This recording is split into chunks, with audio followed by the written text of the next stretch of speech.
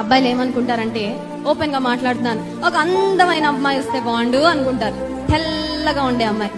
ఈ మధ్య youth meeting లో కూడా చెప్పాను, నువ్వు కోరుకున్నట్లు తెల్లగా ఉండే అమ్మాయి వచ్చి మీ ఇంట్లో తిరుగుతూ ఉంటది, కానీ ఆ అమ్మాయి నిజంగా దేవుని నమ్ముకున్న బిడ్డ కాకపోతే, దైవికమైన ప్రమాణాలు లేకపోతే నీ జీవితం నల్లగా ఉంటది. ఆ అమ్మాయి మీ ఇంట్లో తెల్లగా తిరుగుతూ ఉంటది. ఎంత అద్భుతంగా ఉంది చూసారా? మీ జీవితం తెల్లగా ఆనందకరంగా ఉండాలా, లేకపోతే నీ వైఫ్ ఒకటే ఉంటే చాలా? బయటకి బాహ్యపరంగా నీకు కనిపించే వాటిని బట్టి నువ్వు ఒక చాయిస్ చేసుకున్నావంటే, ఎస్పెషల్లీ వివాహ విషయంలో నువ్వు చాలా చాలా రిగ్రెట్ అవుతావు. ఎందుకు పెళ్లి చేసుకున్నానా బాబోయ్ అనిపిస్తుంది. సో యవనస్తులారా, మంచి లైఫ్ పార్ట్నర్ మీకు కావాలంటే మీరు ఏం చేయాలి?